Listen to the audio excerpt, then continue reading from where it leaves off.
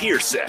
When you find something that moves them, that makes them smile, celebrate it. That's your task. That's your superpower. Nebraska Football Hall of Famer Jay Foreman. Rifles a pass. It was tipped. It's picked off by Foreman. He's at the 15, 10, 5. He'll score! On 93.7 The Ticket and theticketfm.com.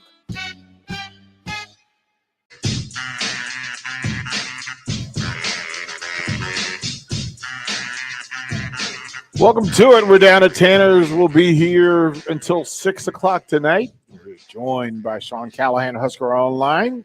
Husker Hall of Famer Jay Foreman. We're here, 402-464-5685. Starter Heyman text line, Honda Lincoln hotline. If you want to be a part of the conversation, shoot Jay or Sean a text and say, hey, look, say what's up, and be a part of the conversation. Greatly appreciate it. You can follow all of this on the Starter Heyman live video stream, Facebook, YouTube, Twitter, and Twitch. So Twitter Live is carrying this as well, so it's easily done. Jay Foreman, Husker Hall of Famer, let them know about the Mercado. The Mercado, located at 84th and Havelock, certified Piedmontese and their special ingredients, along with the butcher shop. Great appetizers, entrees, and dessert menu, and also they have any type of cut of meat you want, and they have the ability to let you take stuff home. So it's a great place to go for all occasions, big or small, and any day of the week. 30th Yankee Hill, again, we'll be here till 6 o'clock. It's the Boogamania, $9.99 for the half pound burger and fries. Drink options, you got $5 Blue Moon draws. You can do your thing. Come by and register. Here's the deal. We've got the signed autographed Grant Wistrom jersey. All you have to do is come put your name in the box, and we will give this jersey away at 6 o'clock. So somebody will walk out with this signed Wistrom jersey for their collection. All you got to do is stop by Tanner's, put your name in the box, and have at it. Let's bring him in. Let's bring in Husker Online, Sean Callahan.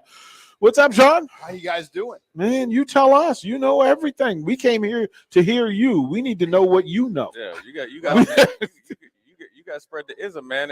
Does it even feel like a game week after the last 2 weeks? Oh man, it's been a 2 weeks. I just came back from Kearney and I pulled off in Waco, and I'm trying to think Milford to get on my computer twice. Right.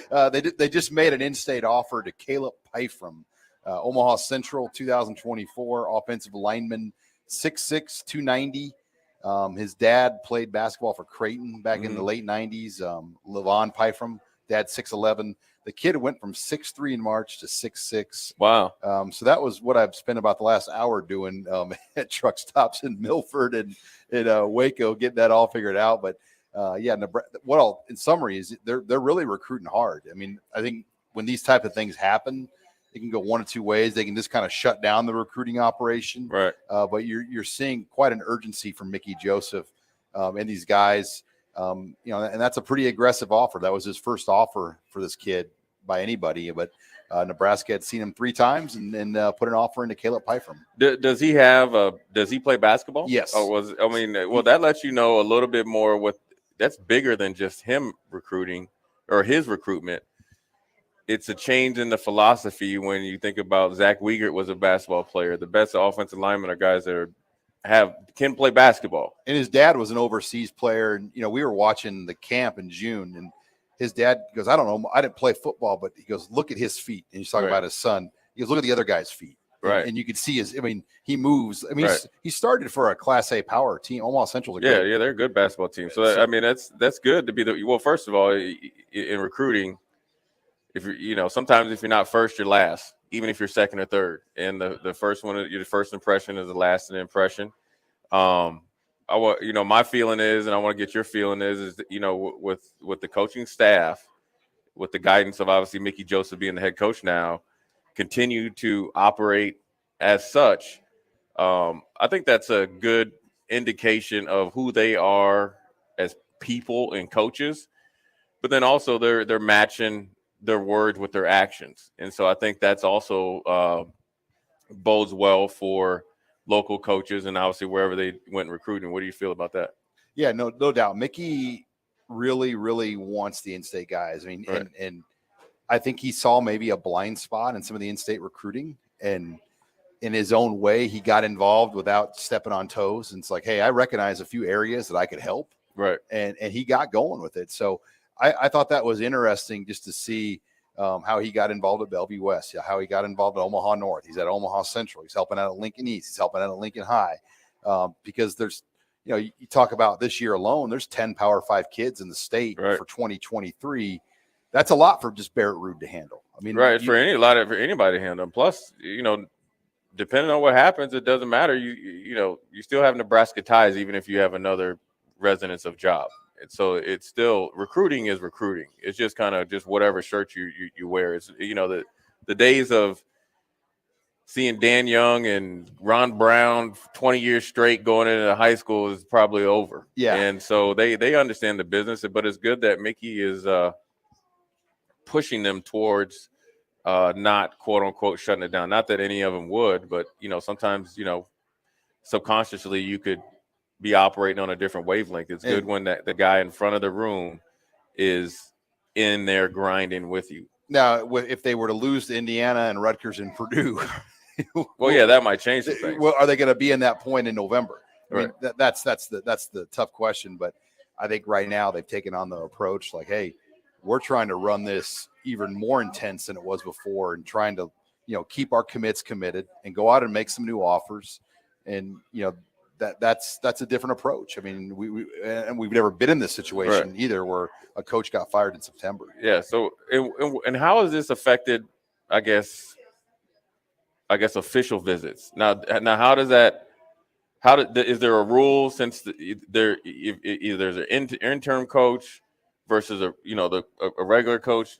Do you get an extra official visit, or if you come to Nebraska and say like they hire a coach in November, December, do you get that back, or is it just once you decide to go officially, it's over? Yeah, official visits are different in the sense that you could, people are going to take them in June now, and then there's a window in the season you can take them on home weekends or December or January. But by the time January comes around, that's just like leftover guys or late bloomers. I mean, there's really not much left in the pot. Right, because it's early, right? Everybody wants to be. Everyone wants to sign in December, and they want to enroll in January. So Nebraska and most teams don't really take too many high school kids. I mean, January's turned into like transfer portal. Oh. I mean, that December, January is transfer portal recruiting. June during the season, in March, that's high school recruiting. Now it's different periods and different windows, and that will be the interesting thing when this new staff or however it plays out gets into place, because they've got to manage the commits they have. They got to decide if they want them all. And then they got to go out and maybe look for a few new guys. And then they got to go do in-home visits with high school kids, and then also manage your own roster with guys that could go and leave in the portal. And then also have the NIL element of things working, and then go out. That's what they get paid for, right? And then maybe find other players in the portal. I mean, December is going to be crazy intense. Like DP just should block out some extra hours in December, because it's going to be nuts. I don't have them. I don't have them. That's not happening.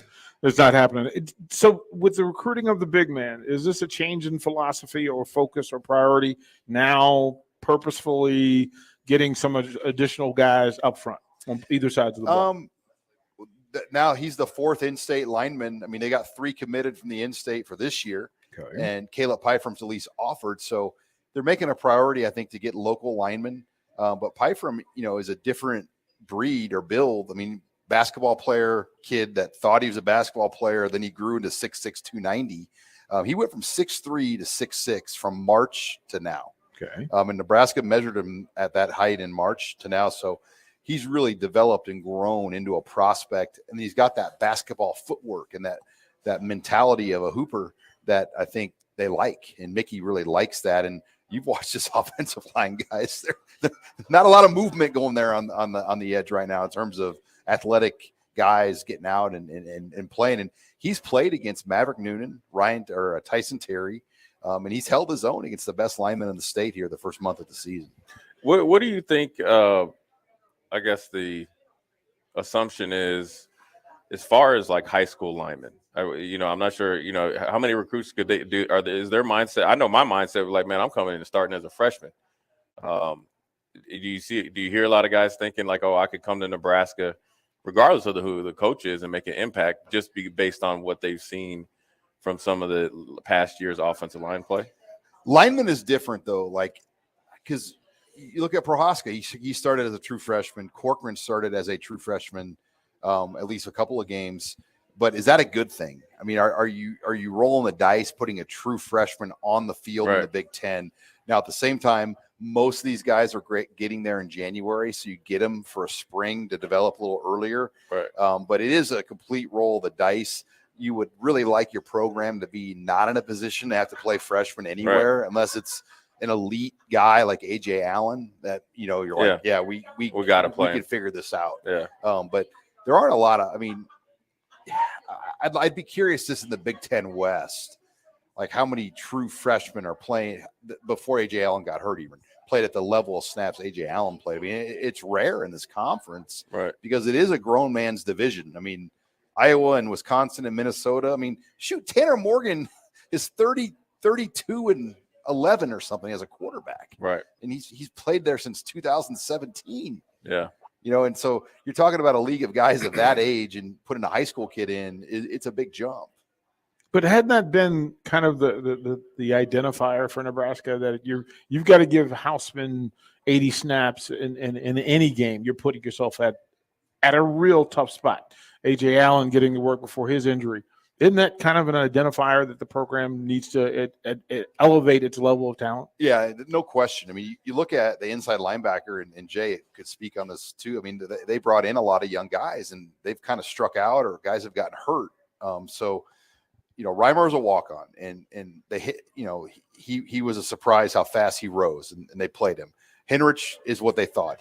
They thought he'd be an early player in his career. Snodgrass has been hurt his whole time at Nebraska. Clements is undersized. He's got good instinct, but he's undersized. So you look at that group, and then they had that kid Keyshawn Green. Yeah, he left after. He left. Yeah, and the guy from New Jersey. I've never heard his name once. I've already blanked on what his name is. The young freshman Seth Malcolm's not been a factor. Now, what do you attribute that to? Is that the boomer bust kind of recruitment, or is it identification? Just allowing the process of development to go? Like Seth Malcolm, he played 8-man in Iowa, right? Right. Kind of a good athlete, but a project. So he would be like a third, fourth year guy that you expect something from. Some other guys, I think maybe needed some more size, but like how do you get to this point? Because wouldn't you strategically always try to offset a boomer bust with a kind of a known one like you can count on? You know what I'm saying? Yeah. To make sure you always cover your bases. They needed just an elite talent there. And I thought Keyshawn Green was going to be that kind of guy. I mean, he was an Army All-American, top dude in Florida. And I don't even know if he's playing football anymore right now. So you've got to – they just have not been able to get that kind of linebacker in the middle. They had one on the edge last year in JoJo, who's on a 53 right now. But they haven't had that type of player because the injuries too. Reimer has battled injury after injury. Henrich has battled injury after injury. And I think that's affect their development as well. Sure. Because when your growing is hurt all year, or your hamstring or your wrist or your hand, I mean, there's only so much you can do. Yeah, it's just you're limiting the talent of those guys, and it's been tough because that is a critical position in that defense where those guys need to both be over 100 tackles on the season if it's operating the way it should. Yeah, and they did that last year. I wanted to ask you this about the quarterback room. When you look at it, just look at if they just all five just walked in here, there's not continuity. You know what I'm saying? Like the size and the size and the look, including the young man that's coming from Massachusetts. So, what do you attribute that to? I know the last commitment you could attribute to Whipple, but before that, it don't look this. Generally, when you look at Michigan quarterbacks, Ohio State quarterbacks, it's all kind of continuity. You can say, "Yeah, that's Ohio State." You get what I'm saying? Yeah. When they go from McCaffrey to Smothers to Harburg, right? That was like the cycle there, right? I mean, pretty different looking dudes. So how do you think that's going to change moving forward? Do you think Whipple has a good idea what he's going to identify what he wants in a quarterback, and now you think that'll be kind of more continuity, where from to layman's eyes, you'd be like, yeah, I could see him playing at Nebraska, because wouldn't or shouldn't or have they reached out to Zane Flores up at Gretna? I don't know if they have at this point, right? Because he's a bad boy. and he's committed to Oklahoma State. Right. Why would you decommit from Oklahoma State right now? I'm just saying, you can always see.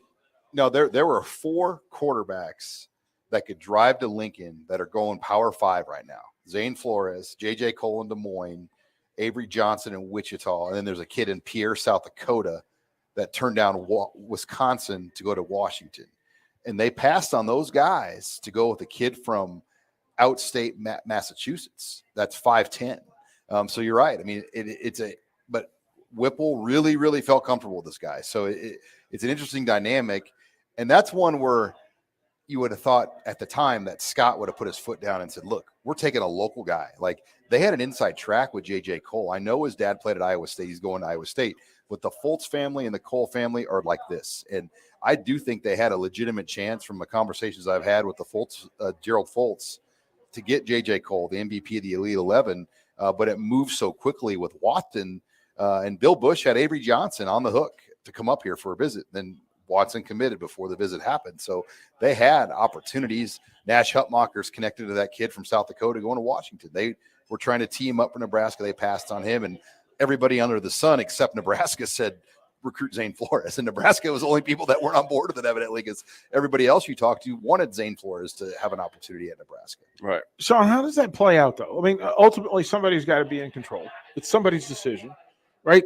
Knowing what the position requires in the offense that was in play, knowing the conference and the schedule type of level of talents you're going to play against, knowing the recruiting issues and the talent-based questions and concerns on the roster. At some point, nobody got it right. Like, that's literally what we're saying, that nobody got it right. And Watson may end up being a good player. That's the thing. Like, he was a state champion. You know, it'd be like North Platte winning the Nebraska Class A state title. They're the outstate school in Massachusetts. They beat all the Boston teams. So he is a true winner. He rides you like a Tyrod Taylor, the way he plays and his size. But, you know, is he the best fit for Nebraska? That's the question. And that's where Whipple, I think, put his stick down and said, I'm the OC.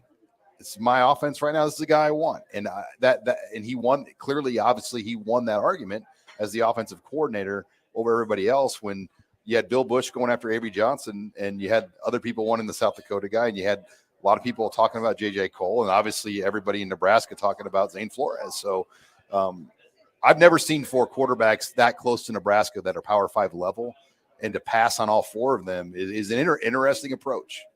Let's look to the defensive side of the ball. With Shenander being let go, the young man from IMG decommits, it seems like 2 minutes later. Cam Linhart. Yeah, Cam Linhart. Is that fully closed as far as being maybe being able to reopen that or get him back on the hook? And then also, how does that affect Avery Williams? That seems like he's all set Ashley Williams, excuse me, that's going to Auburn. Or seems like he's all set to go to Auburn. So, but they're about to can their coach. That's a story within the story too, because Ashley Williams committed. And that was a Mickey Joseph move right there. And he kind of committed around the defensive coaching staff. So went public with that commitment. And then the defensive staff had their eyes on Cam Linhart. Well, the defensive staff is no longer in power. I mean, now Mickey Joseph is in power. And the first thing that happened is Linhart decommits. And now, as you mentioned, Brian Harsin was a field goal away from being fired this weekend. Yeah. So I do think it's just a matter of time. I just think that Ashley Williams thing could play itself out because Mickey already had that kid on the hook, and there were a lot of people on the staff that liked him. But when your coordinator and defensive front coach want the other guy and it's their guy, I mean, so recruiting is like sales. I mean, you kind of fight over who gets to close the deal, right? And there's only one Jake Sorensen out there that can close the big sales deals, right? And you know. And guys are going to argue who gets to close the deal, and same deal with how that played out. I think with Ashley Williams versus Cam Linhart and that decision-making process, and the defensive staff at that time won out, and now that spot's open again. Who's the closer now? Mickey. I mean, Mickey offered Caleb Pyfrom today. He called up Jay Landstrom at Central, and they pulled him out of class. Mickey is pushing the buttons with Vince Ginta. I mean, Vince Ginta came in from Waco as Dave Aranda's personnel guy, and they're being pretty aggressive with a lot of things behind the scenes with coaches on. I mean, this past weekend for a bye weekend was far and away the most aggressive I've seen Nebraska in years on the road. They went to 13 games and 35 schools on a bye weekend. Well, why wasn't they doing that before? They didn't have a guy like Gint until now. I mean, well, hold on. What's the two brothers up there right now? The Dillon brothers. They don't own the car dealerships. They up there with the recruiting. That's their job, ain't it? No, I don't want to speak. Or was? But I don't know if they had a true number one. They had like 3 number one guys. So they had 3 number one guys. Now one of them could figure out what one dude just came in here from Baylor, of all places. And so Gitza was trained up by the Callahan, John Blake. The Callahan era, Tim Cassidy, John Blake. It was John Blake. Let's be honest. Blake, homeboy was signed. Blake comes in there, it's over. So, yeah, I think they have a pretty good plan in place. But Ginta, like this bye week, was really when you saw like his work put into place. Yeah, so he had everybody strategically placed. I mean, they had all 10 people out. Yeah. And, I mean, 13 games and 35 schools. That's a lot. In a weekend during the season. I mean, that's you can't do much more than that. Just to me and to clarify, because in the space, the circumstances and situation that exists now within the program, questions at the top, questions in the middle, questions at the bottom about what is ultimately the goal, the mission, what's the focus? Is the focus now? Is the focus next year? What is the focus of this football program and this, more importantly, this football team? You on the hot? Hey man, you on the hot seat, man. You all right? This is why we bring Sean. This is why we bring Sean in. Man, like Sean knows it. Like he need a cold beer. Give him a Busch Light on the rocks and a coffee. Like yeah. he needs both. No, because as a fan, I just want to be curious. What should, in your mind, should the focus? No, I appreciate this. It's good radio. I understand. Like we're having a good conversation here, and I think the focus right now, first, are these kids on the team, and giving these kids the final 8 games they deserve of their Nebraska football experience this season. And I think Mickey's doing his best in that situation, but it ain't going to be easy, guys. No. I mean, this is not going to be a happy wedding reception here. I mean, there's a lot of, drama that's going to play out in the next 2 months that we don't even know yet. And how that all navigates itself will happen on these games on Saturday. But at least as of this week, they're really operating as they want to be here, and they're doing all they can. So is there no way for this thing to end well as it currently stands? So essentially, you watch Game of Thrones? Right. You watched it? Oh, yeah. So you saying it's essentially we got to prepare for the Red Wedding. I don't know about that's essentially, and then we could just name the cast of characters who they are once we get there, right? Hey, Callahan, man, you didn't know you was coming out here to get put on the hot spot, man. Look, but this is why Callahan gets the big bucks. I thought I was coming to char buff wings. We got your wings coming. We got your char wings. We'll throw the break. We'll let Sean get some beverage in his system. The red wedding for the big red machine, huh? We'll let him catch us there. We're live at Taters. We're going to be down here till 6 o'clock. Again, 33 Yankee Hill. We're raffling off. All you got to do is get in the room. Get your name in the box, and we'll give away this signed Wistrom jersey. We'll do that. More Sean Callahan when we come back. You're listening to Old School with DP and J. Download the mobile app and listen wherever you are on 93.7 The Ticket and theticketfm.com. There's nothing quite like the Mercado by Certified Piedmontese Beef. The Mercado offers unique ingredients you can't find anywhere else, open every day from 8 a.m. to 8 p.m. The full-service butcher shop and retail store is wonderful for meat lovers with their exclusive certified Piedmontese beef and assorted sausages, plus other quality meats, including pork, chicken, and a wide range of the freshest seafood. Plus, every Friday from 11 to 2, the Mercado serves up the best lunch in town on their Friday Feast menu. Stop in at the Mercado today at 84th and Havelock or visit their website at cpmercado.com to see current deals. Hopcat exists at the intersection of great beer and delicious food, complemented by music, art, community, and comfort. Home to a best-in-class beer experience served by craft beer experts, guests can expect a casual, inviting local gathering place with some of the best damn burgers and fries you'll find in Lincoln. There is no better place to watch any Nebraska game other than the 50-yard line at Memorial Stadium. Hopcat is located at 6th and P in the Haymarket. To plan your next trip to Hopcat, visit www.hopcat.com. Casey's General Stores is giving away 2 tickets to each Nebraska football home game this season. To enter, just head to any Casey's General Store location in Lincoln during the football season, scan the QR code at the front counter, and fill out the online form. One winner will be chosen at random 2 days before that week's game. So head over to Casey's, stock up on all your tailgating snacks and drinks, and register to win 2 tickets to a Nebraska football game, brought to you by Casey's General Store and 93.7 The Ticket.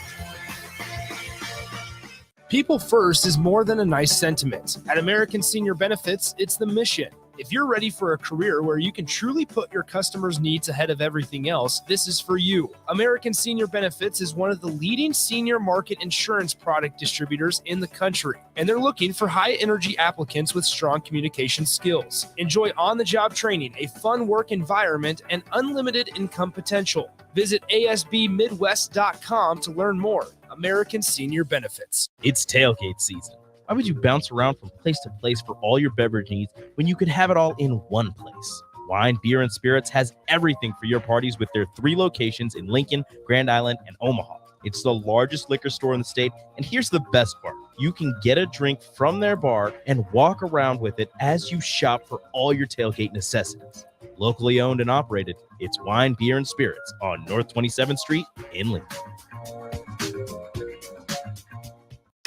Hey, Steve. Welcome to Great Clips.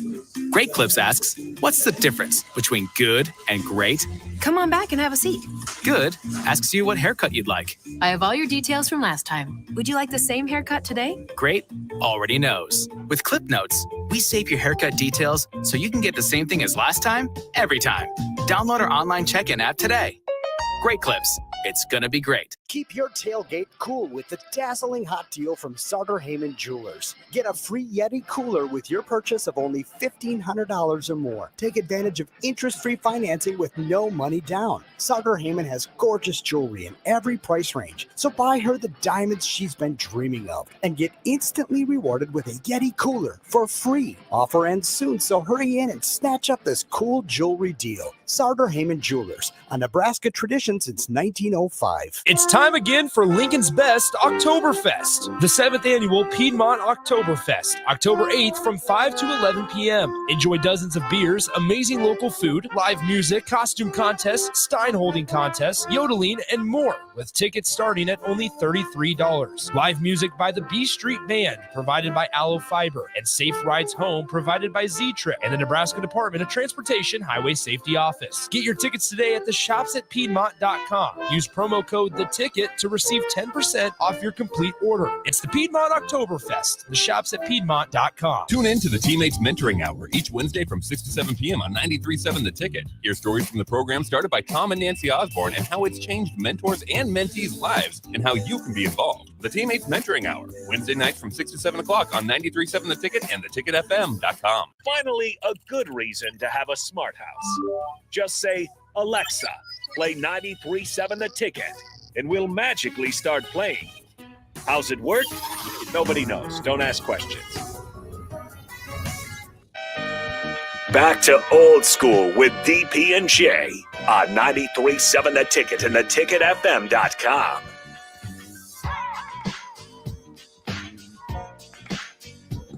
We are back out here at Tanner's, 30th at Yankee Hill. We rub-a-dub-dubbing and grubbing. We got specials out here. I just blew up some lemon pepper wings because it was gremlins, man. My man Sean Callahan was mad at me, man. So I'm just gonna keep it started because I don't ever get to talk to him or see him. So I'm gonna get all my questions in right now. He's at a family reunion right now, man. So I'm gonna get all here. I got some charbuff chicken lips. Okay. I was in here with Aaron Davis. I saw Aaron Davis come in here on Saturday night, and he slipped in about 10 to get some takeout wings to go home. So we caught the end of them char wings. Was good. I'm about to get something to go home. Sean, I want to ask you about this. I want to ask you about Malachi Coleman. What's the status on that? And when is he going to keep his commitment date the same, or since there's been transition, will he extend it? That's an interesting deal because honestly, I do think the relationship there is probably stronger with Mickey Joseph than it was with Scott Frost. Right. So he is, really, really close with Coach Joseph. His parents are really close with Coach Joseph, and he's done a very good job with him. I just don't really know who the other players are. Is Oklahoma the other player? Because he didn't get to Michigan.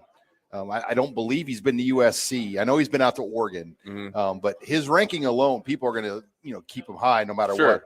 He has not had as you know, put up the big numbers for various reasons. New quarterback, he's battled some injury, so he hasn't had the season he had a year ago. But does that really matter in this day and time of recruiting? Because once you win the underwear Olympics, you set. Well, and he did it on film as a junior. Right. That's the thing but he had a great quarterback last year and they've gone through transition, but yeah, he's a specimen, a talent, and the 100-meter dash, basketball, I'm talking about football. Where's he? That's all I care about. I think receivers where he would fit at Nebraska right now, though. I don't know if he's a defensive guy at Nebraska. I think receivers where he's at. I still like Nebraska's chances. Because I still think that no matter what, Mickey Joseph will probably be on a part of this thing regardless. Right. But it's really hard to say after that, like what other coaches would be around. But if you were to put odds on one, he's probably the top of the board. And when is his commitment date? 2 weeks. I think it's like 2 weeks. Early, like October 12th or 13th, somewhere like that. He's got a big deal set up, I believe, with like muchachos and he's got a big gathering. He got a burrito. Are you in on the party for that deal, DP? No, I'm an outsider here. You know that, Sean. We're gonna come in with you. I figured you were doing the show. It's Sean Callahan plus 2. We're your 2 uncles. No, well, it's a public deal. Like they have a RSVP. It's a big commitment. So Nick hasn't called. Mama Coleman hadn't called. I do things in order. Like I got to hear from the people. I won't just bogart it. But my curiosity in that is that the future of Nebraska recruiting and the style and way that they've approached Malachi Coleman? Is that it, or does it change based on the result? Well, the style they offered him first. I mean, which is not a Nebraska normal thing. It is and it isn't. I mean, they've done a pretty good job. I mean, they were the first offer on Sam Sledge, I think, for the most part. I mean, you go through their in-state guys. Knutson had more offers from before he committed, but it's hard. I mean, Nebraska is one of the few states where you're expected to get every single in-state. Like you grew up in Minnesota, the Gophers aren't expected to get every in-state. Yeah, not anymore. Even though they're good right now. Not anymore though. It's Nebraska is a place where you're expected to bat like 90%, and get everybody. And you had situations like with Keegan Johnson going to Iowa and some other situations like that were really, really tough. The 2 tight ends a year ago they lost. I don't look at that as a huge blow because they had Fedoni and those kids saw that and it was going to be tough for them to come to Nebraska with Fedoni. Now we now know Fedoni's been hurt 2 years in a row, but that played a factor why they missed those tight ends. The kid going to Oklahoma though, Cade McIntyre, that was a blow, and they didn't really have a good evaluation on where they wanted him. And I think that hurt the offer. If they would have offered him 2 weeks earlier, they have him. I think they would have got him. But they let that go on too long. And then Oklahoma, Iowa, Tennessee, boom, boom, boom, all came in. And then Nebraska came in. And then they were like, nope. How important is it to, in the recruiting process, to evaluate players that truly aren't scared of competition?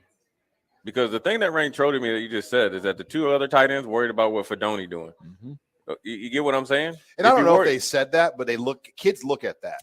That's fine. You can look at it, but you shouldn't. It shouldn't, in my opinion, it shouldn't scare you away to going somewhere. Well, he was the number 1 tight end in the country, and they were 1 year apart. Right, but that doesn't mean you're gonna play 90 snaps because they don't even play 90 snaps in the league with 1 tight end. Right. And if you can catch the ball, block, and get open, you're going to be on the field anywhere. I mean, Notre Dame has had 1st round, 2nd round, 3rd round tight ends year after year after year. It's not like, okay, Sean leaves and here I come, and then I don't have any plays before that.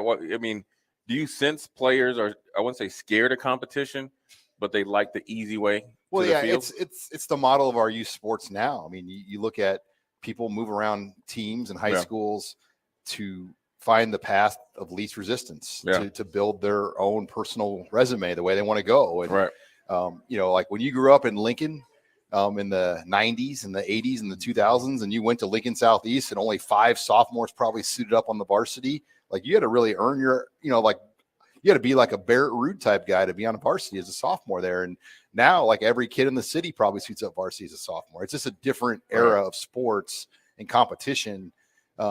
I think we see a lot of kids move around schools, and I think it carries over to college now. And the portal has just made that so easy. Where like if Luke McCaffrey didn't think he was going to ever beat out Adrian Martinez, and he told Verduzco like I'm coming back, and then like the next day he just left. Right. Yeah, it's And do you ever get a sense of a kid? Say you're interviewing him and you maybe seeing his process. Do you ever get the sense like, yeah, he'll be in the portal in 2 years? I think the guys that play around with the recruiting process are typically the ones that are going to do that. Right. But, like a Sam Sledge type guy or a Gatula that's committed now. Like, I think those kids are Huskers committed all the way through. Is that because of legacy, folks that are already pre-connected to the program? Are they a little bit more likely to be consistent and loyal to it? Or is it some lack of connection with both sides of the ball, offensive and defensive linemen, guys that could play either way, finding the big guys in the state who are just talented. They fit the mold. They check some boxes, who can come in and play. Like Jay wasn't a linebacker when he got here, but he made a choice once he got here based on what he saw. Does Nebraska have the talent to get better on offensive and defensive line just with a focus on Nebraska talent? I think the regional talent is a better way to put it. Okay. I don't think it's just Nebraska. I think it's Kansas City, it's St. Louis, it's Denver. I mean, Iowa's hard because Iowa's going to get all the linemen out of that state, but you got to find guys from those particular. But why is that? Why is that Iowa can be dominant in its recruiting, but Nebraska can't? Because they've put out in the last 20 years, their lineman recruiting, D-line, O-line has been the best in the country. So there's a way. There's a way to dominate. It just hasn't been done. Yeah, and you've got to identify and build relationships early to get good recruits that you want. I mean, it's a lot like dating a girl. You don't just get married in a week. I mean, you've got to date her for a year usually before you want to get married. And Nick Sainer, are you hearing that? Okay, just usually the weddings that happen in Vegas after one weekend don't go last. Right. They might be good for a couple weekends, but they don't. And I think in recruiting, Nebraska brought in some pretty guys that looked the part, but they might have been led on to by a handler or a trainer. And then there may not have been a relationship or maybe an attachment emotionally to Nebraska. It was an attachment to something different. And when that thing doesn't happen, all of a sudden Jaden Francois gets in his car and leaves in the middle of the night. What's the receiver's name? Marcus Fleming. Yeah. Just after he started. Is that an all of a sudden thing, or is that a thing that, based on the recruiting, based on the young man, the families, the coaching staff, there's several reasons. It never just happened overnight. Yeah. Like you said, you got to get guys that can get to Lincoln 2, 3, 4 times, before they commit, and then really understand what they're committing to. You can't just commit to a weekend, a cool video on Twitter or a weekend or a party or. Got a question from you from the text line. It says, Sean, do you think any of the quarterbacks this season will end up in the transfer portal? I don't know. I mean, I think Chubba's in a great position. I mean, Casey and Chubba, I think, are two pretty good quarterbacks. My question, like with Logan, is what does he truly want? Does he want to stay here and compete? Because I think he's a really good athlete. Or does he want to go somewhere that would showcase his abilities? And does he have the arm talent to play at this level? I don't know if he does. What do you think of Logan Smothers' arm talent, Jay Foreman? I think it's adequate enough. I think if you play to his strengths, he's just like any quarterback. Then his arm talent is good enough to. What do you go, 30 for 42? But so I think, here's the funny thing about like defense and offensive schemes. Like you can be a 4-3 team, 3-4 team, whatever you want to be. Yeah. But if you don't have that personnel, don't run it. Hey, how about that? Now, you get what I'm saying? I mean, at the end of the day, I mean, you can't put a square peg in a round hole. And so if, and sometimes you got to curtail your offensive scheme to whoever you got going, and you got to survive. But then sometimes you can luck up and fall into something that's really, really, special. So I think Logan can play. I mean, throwing it 70% against your rival. Well, yeah, no, I mean, and I don't know if Whipple wants to play that kind of ball though. Right. And the one that intrigues me is Harburg, because I don't see a path for him to be the starter right now, but I do think he could play other positions and be pretty dang good, maybe a tight end or something. Right. And I know Richard Torres has got some ability there. They say he has the best arm out of all of them. Yeah, I mean, and it's pretty. It's almost the like most zip. Startling when you watch him throw. You're like, they almost fell. I mean, and there's a reason why Kansas State really wanted him. And Kansas State can, as we know, identify. Right. And here's always a funny question. What is the true definition of development, right? Because the easy way to look at it is get Jay Foreman at 18. Is he better when he leaves, right? There's a lot of things that got to go into it. It can't just be your practice structure. There's got to be the player that wants to get better. So what is the true definition of evaluating how a team coaches or whatever develops? I mean, a lot of it's how you play on Saturday and if you can get guys in games. And when you watch the great teams, I mean, I watched, remember Ohio State came in here and they put a huge number on Nebraska, and Joe Burrow comes in with the number 2s and he just engineers perfection with the number 2 offense. I mean, that was Nebraska in their heyday when the number 2s came in. They would put together 2 or 3 legit drives in the game. Right. And when's the last time a number 2 Nebraska offense is put together? I mean, I guess they might have done it on Saturday against Oklahoma, I guess, but not very often when they're up by a lot of points have we seen a Nebraska number 2 offense or a 3 offense. So why is that then? Well, they've been winning. They're winning. I mean, a lot of games have not, the games that should allow that to happen aren't happening. I mean, Georgia Southern and North Dakota are games that Chubba Purdy and the 2 offense should have got 3 series each. No. And they, as we know, they were not those kind of games. And Oklahoma was a game they did because they got beat by 49-14. So I think a lot of it is just the style of games. I mean, Nebraska plays a high-stress game every Saturday, no matter who it is. So how do you develop young guys in a game when it's a high-stress game, when your job's on the line if you don't win? 9 months.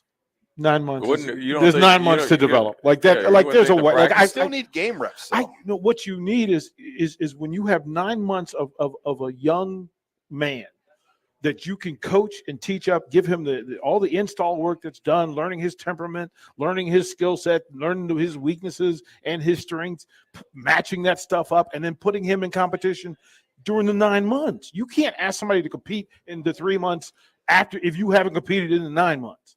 That's a crazy thing. We'll figure it out.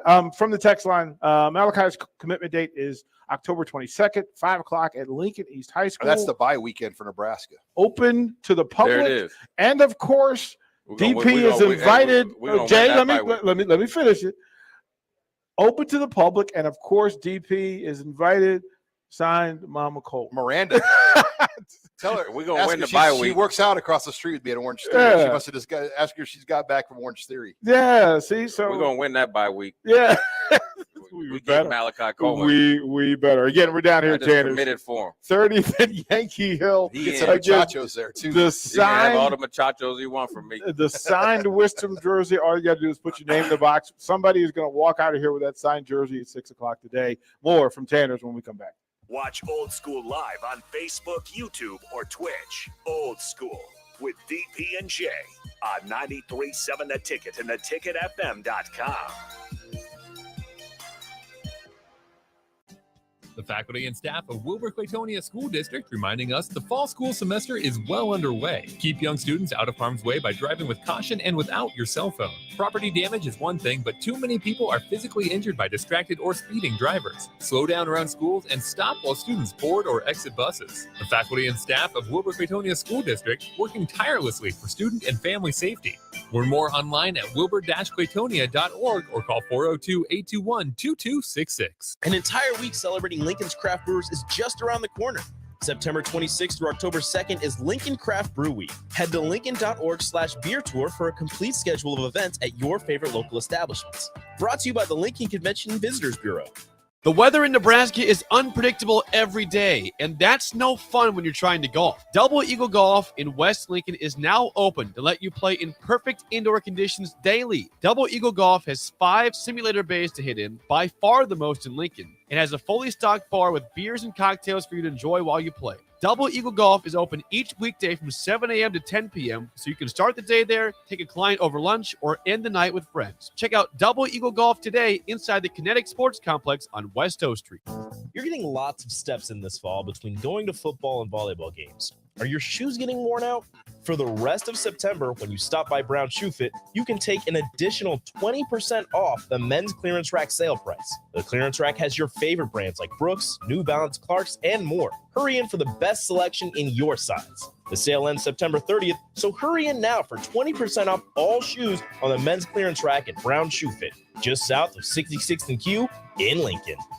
If you want to make new floor shopping easier, come to O Street Carpet. Hi, I'm Steve Carper. Our flooring professionals can help you choose the best flooring for you, your family, and your budget. We eliminate the confusion.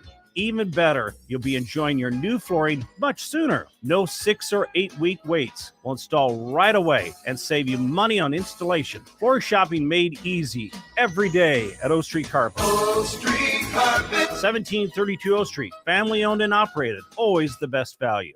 Hey, this is Ernest Hausman.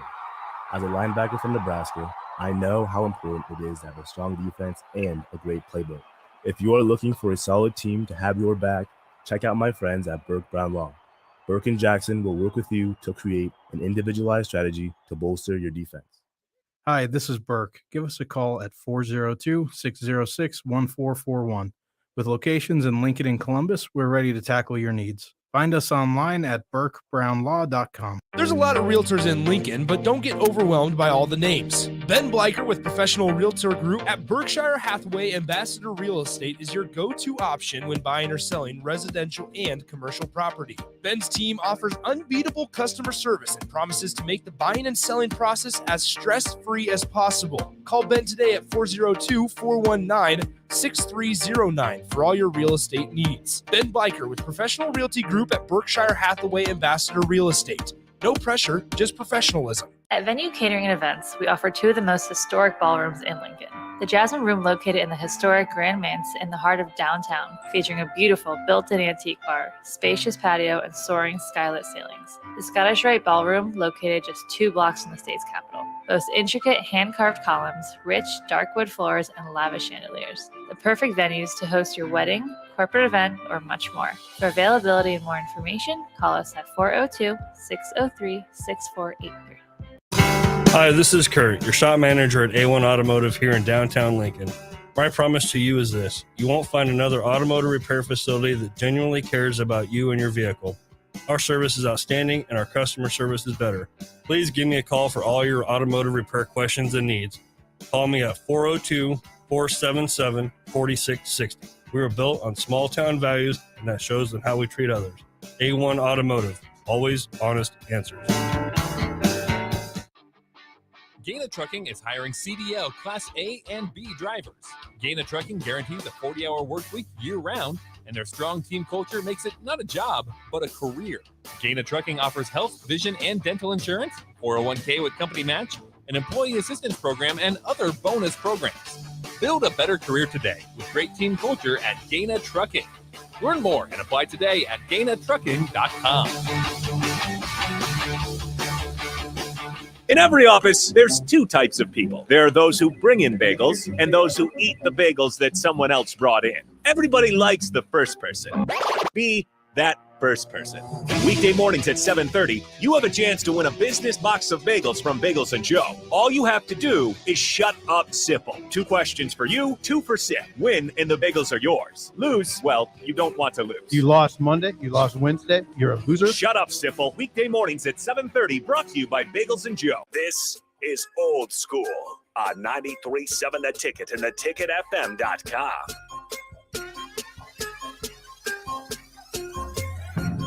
Welcome back. We're live at Tanner's 30th and Yankee Hill. Will be until 6 o'clock again. The Wistrom jersey is going home with somebody. If you come through, we appreciate Husker Online, Sean Callahan for joining us and literally having conversations that need to be had, because your connection to this space gives an understanding that Me as an outsider, I'm not going to get. Jay's got 48,000 other things going on. So when we get you, we have to ask you these questions. Yeah, this is like a real life conversation put on the radio, which is fun about it. Well, this is the way to do it, and the way we can move forward. Can we go back to the core point of all of this? As folks are having the discussion, Mickey gets the interim tag, but listen, the interim only works for the internet and for outsiders within the program. For the players who have to line up and face Indiana on Saturday, Mickey's the guy.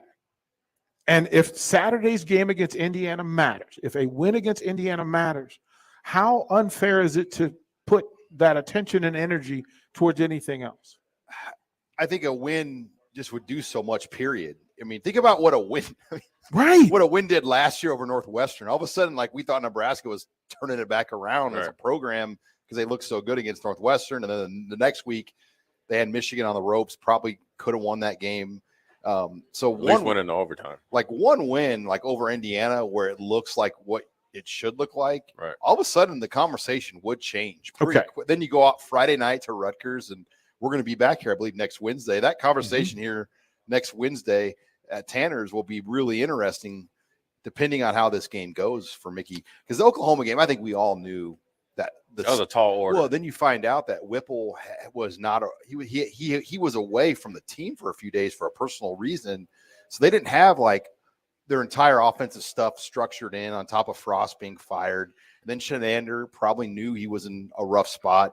I mean, I think this week they're in a much different position with Mickey settled in, Bill Bush having more time, and Whipple having more time to get on the same page with everybody.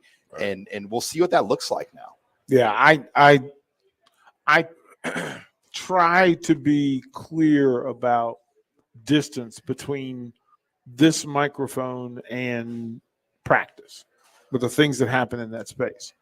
For you, wouldn't this be much easier if they gave you full access? Yes, wouldn't it just be like, doesn't this get easier if you know what happens? Probably get you more confusing because then you would be trying to put your coaching hat on, right? The problem is you can't just give access to a few people. It's got to be everybody, and not everybody knows how to handle practice access and watching it. And but if they told us, but some guys have burnt there's like the program. 50 people, that go in. How do you man? And that's the issue you run into. Okay, under Riley, we used to be able to go over there once a week and just watch stretching on like Mondays or Tuesdays for like 20 minutes, 30 minutes, just being around the program to talk to people on that setting and watching guys and seeing some things in person. That even makes a difference. But we've not had that for 5 years where you could even just go over there, to watch the beginning of practice and see a few things here and there. But the core media has gotten there's more people that cover this team than most NFL teams. Yeah. And I think it's maddening to outsiders when they come here and they see that many media people at a Nebraska post-practice setting where like especially when you ain't winning. When the Chiefs and the Saints and NFL teams don't have anywhere close to this setting of writers. And so it's a tough There's deal. a way. Sean, There's a way. Here's the question of the day, and we're gonna get you up out of here after this. Okay. A kid from Eden Prairie, Minnesota is about 6'3", listed at 190. 38-inch vertical, runs a 4.6 40. What would his star ranking be on your thing? What would he be? I mean, it's hard. But he has a heart of a champion, and he would knock your block off. I mean, you were probably a 4-star. 4-star? Yeah, I'm glad. I like you, Sean. If his last name was Jones instead of Foreman, would he have been I'd have been a 5-star. Question is, you would have. I would have been a 5-star because they knocked me down because I wasn't a superior athlete like my dad. So you're coming out now in that part of the country. You're going to have Minnesota on you, probably Wisconsin on you, probably have Iowa. The question I might have been 100 out of 100. I'd have been number one safety for sure. Would Notre Dame have gone up? But he'd have been straight to the U. Yeah, he'd have been straight to the U. You wanted to be down in Miami. They went on Pell Grant probation. We're giving dudes too much Pell Grant. Then I was like, no way, my dad could go to all the games. They had the original NIL down there, though. Nevin Shapiro, Shapiro went to jail. Well, Notre Dame was the original, but Notre Dame's still the icon for that. Sean, thank you, thank you guys. Appreciate it for what you do, man. Greatly appreciate it. Another hour of Old School coming up here from Tanner's 30th and Yankee Hill. You're listening to Old School with DP and J.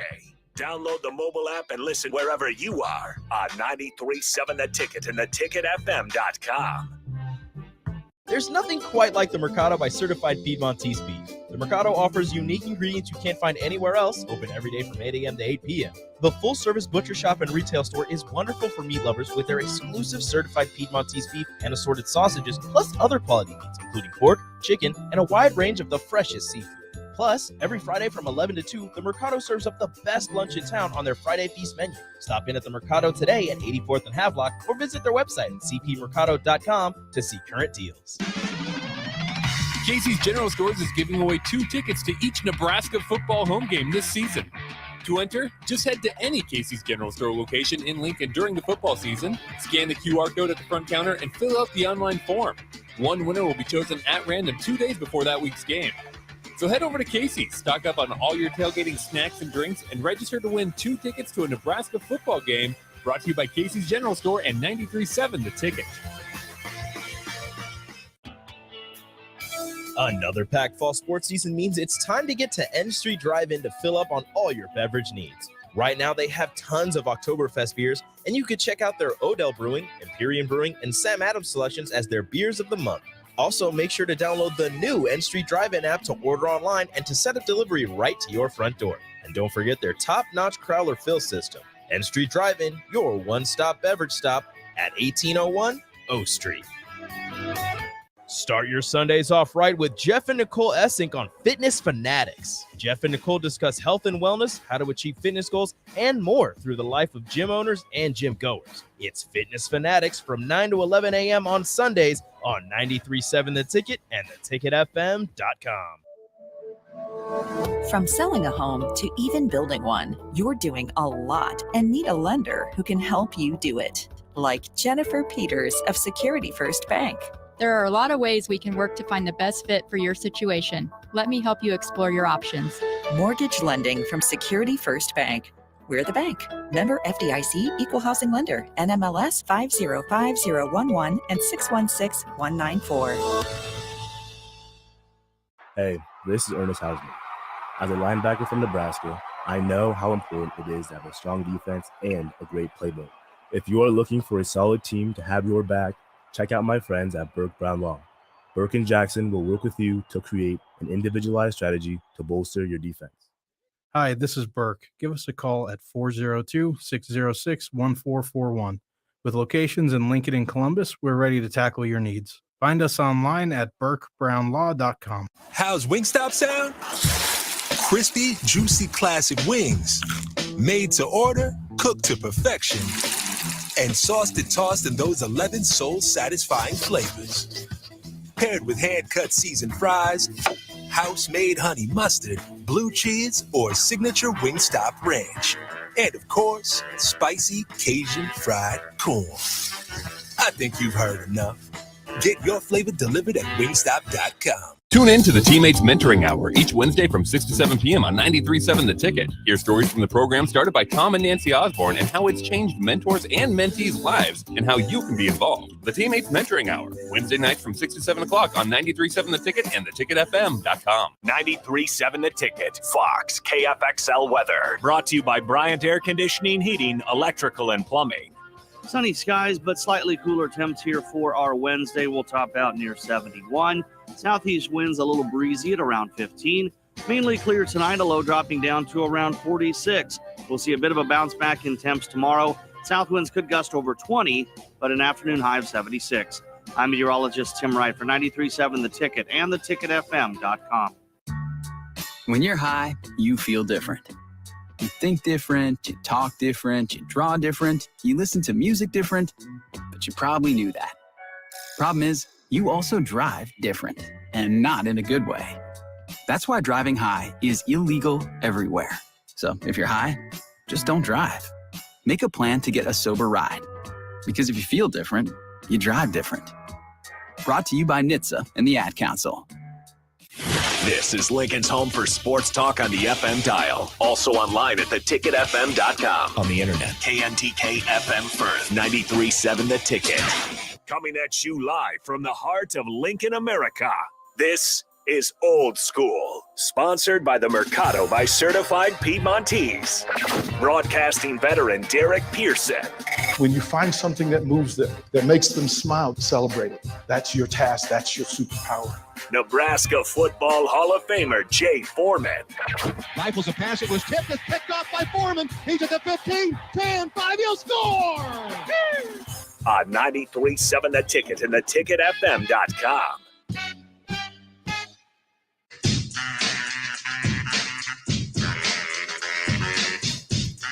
Second hour live from Tanner's down here, 30th Yankee Hill. Specials all day. Of course, we've got the signed jersey that we're going to give away, of course, right at 6 o'clock. That'll be a Jay Foreman thing. Jay Foreman will handle that.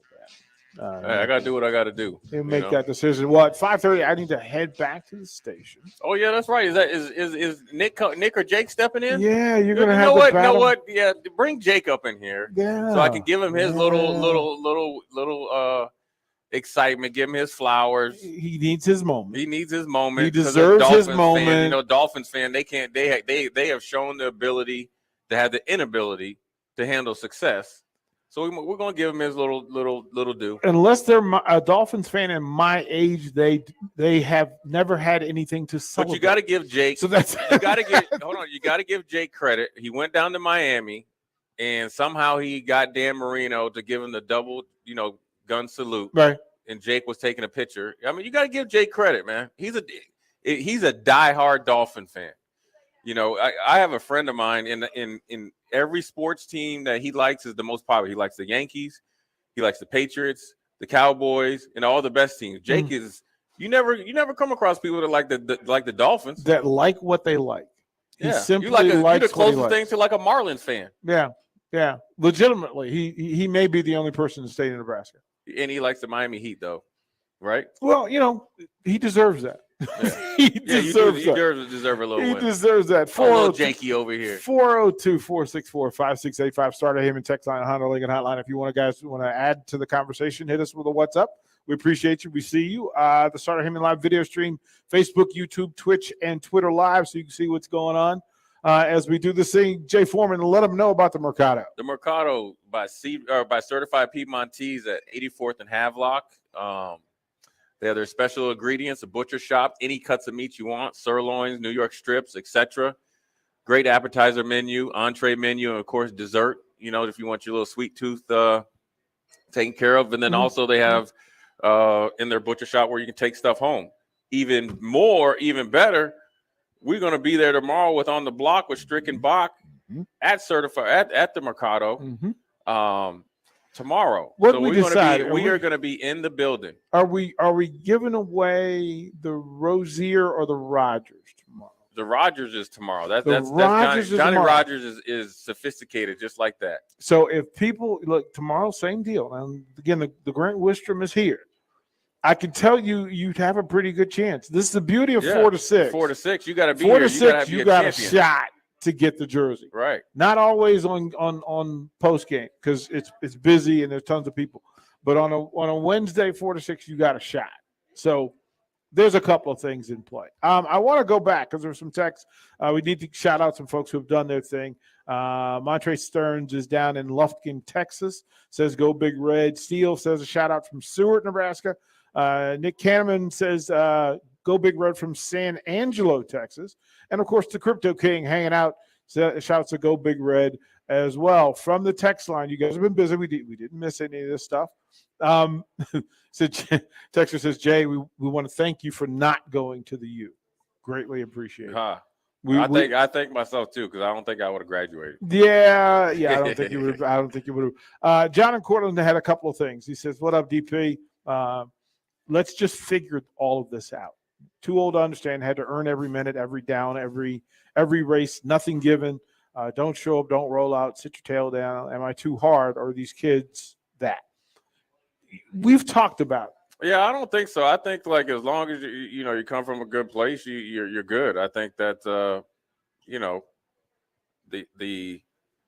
kids today, it's a different way of coaching them hard, but it definitely works. It works everywhere else. It seems, but here, I think if you have a structure, foundation of discipline, accountability, then I always say this, that athletes are adaptable. They're going to adapt to a very structured, hard-nosed type of environment.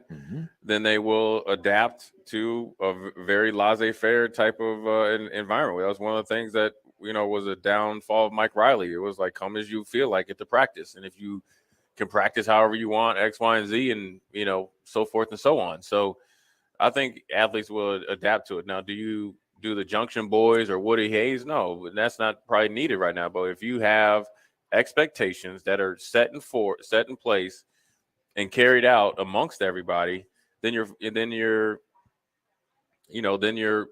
fine. I think that what people don't understand is mediocre players don't like high accountability type of players. And high accountability type of players, let's call them high action type of players, don't like mediocre players. So until you have a team infested with high action character players, then you're going to be stuck like right in the middle, because it's a constant fight or where you're pulling. And not every single player on the best teams are high action players, but the high majority of them, and I'm talking about well over 90%, regardless of what role they're in. Even if you're a redshirt freshman and you're on the scout team, well, every day you're putting yourself into whatever role you're playing. So say like when I was a redshirt, we were playing the Hurricanes. I had to be Ray Lewis, and somebody had to be Jason Wills had to be Warren Sapp, so forth and so on, because that was what we took as a badge of honor and what we need to do to get better. So everybody has a role, but you have to have the high action type of guys, and I think everybody has it in them. I do really, because I think, guys that are 18 years old, they might have the dog in them and have it every once in a while, but once you get to like your sophomore, junior, senior year, it's how you live. So I think it's the environment that you're in and you surround them with, and I think these kids will adapt pretty well. And as long as it's clear, precise, and backed up by your actions, I don't think the kids will have any problem with it. Let's go back to the text. Pecan Pie says, no remote entries? I'm stuck working today. Look, you have another hour to get down here and register for the jersey. That's how this works. We can do that. We'll double up on Beatrice Baker tomorrow, but we took care of Coach Hoiberg last night. Folks talking about the Foreman jersey. AJ, if you're looking for a new fan, my size is 2XL. Now you can go on the website and get the Foreman jersey. You should be able to do that. Brian says this: after bye week, we should be very interested to see how we look. He's happy about the sellout streak. Jay, as a card-carrying Husker Hall of Famer, sure. Where does the sellout streak register for you? 1 being the low, 10 being the high.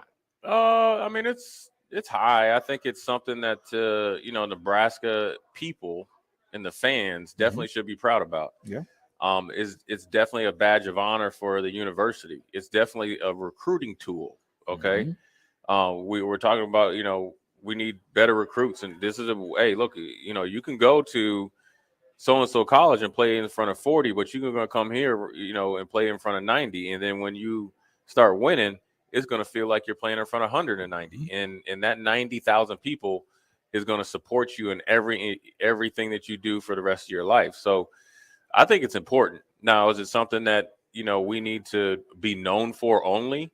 No, because I think that part of the reason why the sellout streak is where it's at, it was set forth in place by the guys that were playing before, like, this time, by the actions that we did and how we went about our business as far as developing and being good football players. And so I think what Nebraska gets back to being a tough team that plays tough, mentally tough, physically tough, things will change, real quickly on the field, and the fan support is going to be there. And I think the best thing that they're going to do, as far as coming out of the bye week, I think you're going to see a little bit better team, and they just got to match the challenge of Indiana. Indiana's going to come in here and compete, and we're here to compete, and we got to compete, and we got to go take it. I think we're a better team as far as like on paper, but ultimately we got to play better as a team. I think the shock of the 2 weeks, Frost being let go, then Shenander, the bye week came as a good time to practice, I think 2 or 3 times or whatever, gave them some time to kind of decompress. Now we're back to it. Now it's kind of like a way of life. It's, really I can equate it to being in the NFL and there's a surprise cut or a coach I've had coaches getting fired in the middle of the season, GMs getting fired in the middle of the season, even when we were winning. Just the difference of the personality or philosophies, and it happens all the time. The first week or two, especially the first couple of days in the NFL, it's a big conversation piece. But after that, you got to go play football because ultimately every decision that's been made up to this point, right, wrong, or indifferent, you won't know until we know, has been made for the betterment of the kids in the university. So the powers that be have made that, and they made that clear. So they're trying to give these guys the best chance of next 8 games to have a good experience. Now the experience can turn to excellent if you put the work in Monday through Friday or whatever. As far as when you practice and prepare for every game, you control that. You mentioned a thing several times: toughness. Yeah. Can you recruit toughness? Well, yeah. I mean, toughness is like you want tough players. I talked about courage the other day. I think toughness is, first of all, you gotta love football. I mean, you can't fake football. Well, but there's some divas that love football. They just don't love the physical part of football. But we're talking about in the front 7 and all that stuff. If that's what that's kind of like where everybody turns their wheelhouse as far as toughness. Okay. I think you can develop it. I think you can bring it out of people, and I think guys generally have it in. I think if anybody that plays football, you're tough. Okay. I don't think anybody's weak that doesn't play football. I think it's going out and playing tough for longer than somebody else is what's been missing, and not being afraid of the challenge. It's like I said earlier in the week, you don't want to be the front runners where you're out jumping around when stuff is easy and your team rolled over or they beat themselves. Sometimes you got to go beat them and then they'll roll over. And so instead of waiting for it, go take it. And it's not anything that you can't do. And so how do you get that confidence? I think the confidence comes from showing up to practice and practicing like it's a game, with the mindset like it's a game. Yeah, you're going to make mistakes, right? That's essentially what practice is for. But your intentions and everything you're doing once you step on that field, I would like to know, and somebody to tell me, and maybe this is, probably maybe some of the problems from before, is tell me the difference. Okay, besides the obvious. But what's different when you're practicing versus when you're playing in the game? Because if I'm checking a receiver in practice, why wouldn't I try to stop him from catching a ball in practice and then turn in the game and act like it's going to be something different? You get what I'm saying? Yeah. If I'm taking on a lineman, you don't ever underestimate your opponent. I mean, heck, Dominic Raiola didn't come in starting as a true freshman. He was a rotational player. Then he obviously ended up starting in the middle of the season. But there was a few times he was him and Russ Holstein was down on the giving us a look. So if I come out there half stepping against them, I'm gonna get embarrassed. So you never underestimate your opponent on the practice field. Therefore, you won't do it on the game field. So I think if you change that mentality, and that's sometimes a personal choice, it's definitely has been articulated from Mickey, I assume, and other coaches. And you got to embrace it. Don't fight it, because at some point in time, it's got to be like a aha moment where you're like, okay, look, us as a group, what we've been doing up to this point, even though we thought we were doing the right thing, it has not worked. So let's just try it the other way. And here's a funny story is Tom Olivadotti. He was my linebacker coach, and he'd always, when we'd make a mistake, he'd be like, Jay Foreman, how'd that work out for you? And before I could answer, even though I know I made the mistake, he'd be like, not too good, huh? What are you going to do next time? So essentially all you got to do is just be open to it, because it's not going to hurt you. It's not like but not like the coaches are saying, hey man, let's run this defense so we just get obliterated. Well, that's the coaching mindset, and the constant verbiage is, tell me what day we practice this thing that you're doing. Right. Like, it's a constant. Like, listen, we didn't work on that. So right. Where does it come from? And why do you do it? A couple of shout outs. We do want to shout out Jeremy down in Decatur, Texas, listening and doing his thing. There's a way to get this right. There is a way to get this right. The first thing that applies is between now and Saturday, 6:30, the entire focus is on Indiana. Look, there's nothing else more important. and there's really nothing else to focus on. I mean, at the end of the day. Well, that's why I don't like all the other conversation about potential coaches and different coordinators around the space, different players who aren't playing, like the Fedoni conversations and that sort of stuff. Well, no. You go with what you have and you focus. And you can't say we did everything we could to beat Indiana when Indiana's not the focus. Right, yeah. And I mean, I don't know if any players are focused on that. I think a lot of maybe people covering or trying to, obviously. Well, if you're trying to draw clicks and that sort of nonsense, or get every angle to it, but that makes me mad. Like, stop. But I think as long as they're focusing on Indiana, because they should know Indiana's focusing on them, and welcome the challenge. Indiana's known as a team that's going to be tough. They play like a high risk, high reward type of defense. They're going to try to compete. So instead of thinking like, oh man, Indiana's going to come in here and do that, just say bring it, bring your best game. Well, because it's you hate to use those two words, winnable game. Well, every game's a winnable game if you go out there and handle your business. And here's what the mindset I would be trying to preach to players is: I want you at your best. Because when I beat you at your best, that means mentally I have an advantage of you from here going on out.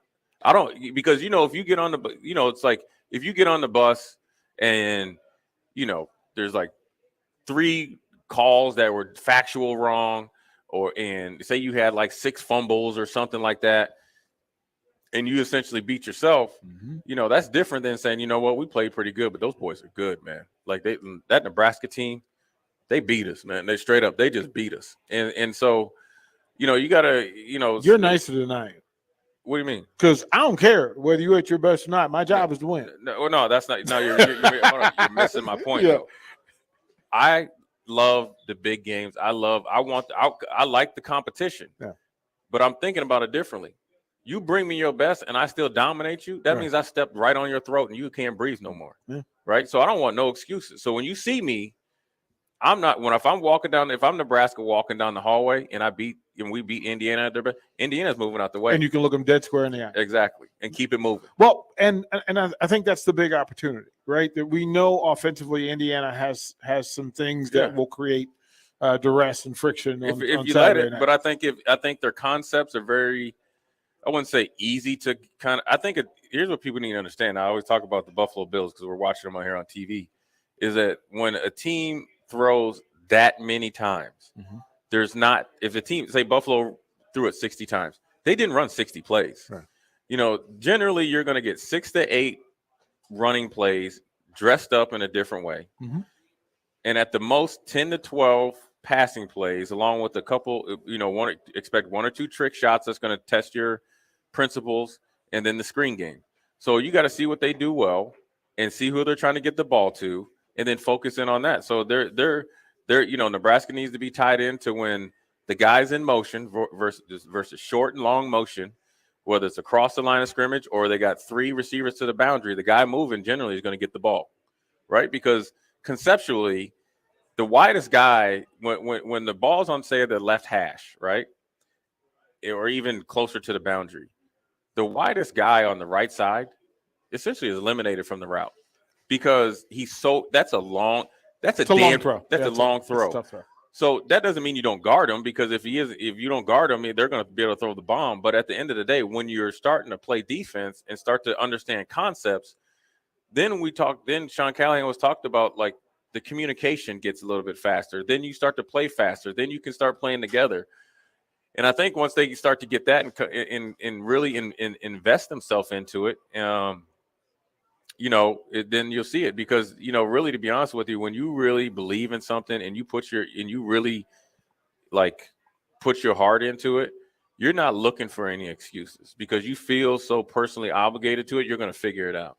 Well, there seems to be, you know what I'm saying? There seems like to when be you believe in something, you like, when people but that say, doesn't exist in this space currently. What you mean? That you got to say it with your chest out. You know what I mean? So, we've asked, right? Right, but I'm saying, if I'm coaching a position, that's how we rolling. If you're with Coach Foreman, that's just how that's how we do things. Yeah. I'm going to take care of your body. I'm going to make sure your mind is right. But when we step out there, we about this business, about playing football. We only got 12 games. We only got 8 more. After Saturday night is 7. And you got one more. This is your resume. This is it. This is your interview. This is and your job application. You're not going on the milk carton if you miss a tackle or nothing like that. This is it. You may go to the back of the depth chart, but you have an opportunity. Everybody has an opportunity to be successful Saturday. Right. But everybody. But you don't want kids to play in fear of never playing again. No, you want them to play to accomplish, to achieve. But what you want is to have the healthy fear of, if you didn't prepare correctly and it shows up on Saturday consistently, then you will be consistently a quasi assistant coach standing right next to me. Right? So I will be coach, whatever. Hey, right. Hey, you got that call? Tell it. Right. So Tell at the end of the day, that's what you need to do. Yeah. So I think, look, man, Mickey's going to do a good job of getting these guys their minds right. I think they have, like I said, they have a quarterback. Well, at the time, 2 running backs, but 1 running back, that can tote the pill. Well, they get 2. Gabe Irvin. Well, yeah, but I'm saying, look, exactly. To go to Gabe Irvin as your number 2. Yeah. But I'm saying you had 2 guys playing at a high level in the running back room, 2 or 3 receivers, especially with Trey Palmer, and then a couple other ones that are, you saw Washington, then you saw Alante Brown, you even see a little bit of Omar Manning, IGC, you need him back. And then if you get Baby Gronk back, and then the other reps that everybody else got, then you feel, okay, like nothing's changed. That didn't go with the head coach, right? And then defensively, you've seen at times that they had, opportunities to make plays. They didn't. Now, a lot of the things that they messed up on is self-inflicted. So essentially, if you could get out of your own way, will you be the Georgia defense of last year? No. But will you be better than the version that you put on the field? And you know what, it's not even about better number-wise, because that's what everybody goes to. Let's look at the numbers. Can you be consistent? Can you be consistent enough to know that we are going to do a better job on third down just by simply being aligned correctly when the ball snapped, communicate effectively both pre-snap and kind of during the play, and then we are going to have the right play entry so we can tackle better. And once you do that, then you can start to swallow the results and find a different way to get better at that. But you can't go from 0 to 100 without doing the stuff in between. So if they embrace the small things, it'll lead to big things. And then they'll just be like, man, this is actually how you play defense. Right now it seems like it's too hard because everybody was in panic mode. Now they hopefully eliminated that. Now they're going to be ready to go. Running, blocking, tackling. Like just and look, don't do turn those, the ball over.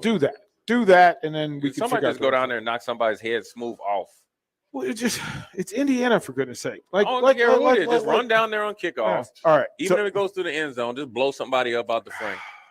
Jay Foreman, just stand on the sideline at the 20-yard line and yell first hit. First hit. Somebody. I wish we could do like Luke Skywalker used to do. Say, hey, man, I got $500 on the quarterback. We can't do boundary bowl. We can't do boundary bowl. Yeah, right. Or boundary gate. Yeah, we can't do that. Yeah, we can give you some sweet corn. How about that? NIL deal. Yeah. Anyway, Jay, I'm gonna hand it over to Jake Sorensen. I'm gonna head back to the studio. Get ready. Oh man, are you serious? It's I 5:30 I gotta give it to you. Well, I gotta get back. I've got a special guest back at 6:00. When Dr. Tom Osborne you got says all he's the coming special to guests, man. He said you had Fab Five Freddy in there the other day. Yesterday. Yeah, that was a good interview. It was good. That was a good conversation with Fred Hoiberg. Good stuff. He and Sam were exceptional. So, all right, that'll be it for me. Jay Foreman will carry it and hold it down once we come back to Old School. Watch Old School live on Facebook, YouTube, or Twitch. Old School with DP and J on 93.7 The Ticket and theticketfm.com. Hi, this is Kurt, your shop manager at A1 Automotive here in downtown Lincoln. My promise to you is this: you won't find another automotive repair facility that genuinely cares about you and your vehicle. Our service is outstanding and our customer service is better. Please give me a call for all your automotive repair questions and needs. Call me at 402-477-4660. We were built on small town values, and that shows in how we treat others. A1 Automotive, always honest answers. How's Wingstop sound? Crispy, juicy, classic wings. Made to order, cooked to perfection. and sauced and tossed in those 11 soul-satisfying flavors. Paired with hand-cut seasoned fries, house-made honey mustard, blue cheese, or signature Wingstop ranch. And, of course, spicy Cajun fried corn. I think you've heard enough. Get your flavor delivered at wingstop.com. Another packed fall sports season means it's time to get to N Street Drive-In to fill up on all your beverage needs. Right now, they have tons of Oktoberfest beers, and you can check out their Odell Brewing, Imperium Brewing, and Sam Adams selections as their beers of the month. Also, make sure to download the new N Street Drive-In app to order online and to set up delivery right to your front door. And don't forget their top-notch crowler fill system. N Street Drive-In, your one-stop beverage stop at 1801 O Street. Wow. Did you ever save me money on my car? Yes, that's why our customers keep coming back. How do you do it, friendly car dealer ? We simply have low overhead and high trade-in values. The next line's yours. Oh. Ready for something better? Mullen Motors is a no-hassle, no-pressure dealership with financing available. Check out the inventory at MikeMullenMotors.com. No taglines, just quality vehicles. Mullen Motors. People always ask, what are Jake and Sip like when they're off the air? Well, the answer probably won't surprise you. Hey, Jake, your Honda's looking a little dirty. Says the guy whose license plate is barely visible. I mean, do you even care about that thing anymore? It gets a little uncomfortable. Now, that's when I jump in. Hey, whoa. Mark, did you get a new car? Nope, just took my car down to Nebraska Auto Detail. Joe and the staff made the outside and the inside look amazing. Maybe you guys need to go. Okay, wise guy. Settle down, Jake. Book your appointment today at NebraskaAutoDetail.com.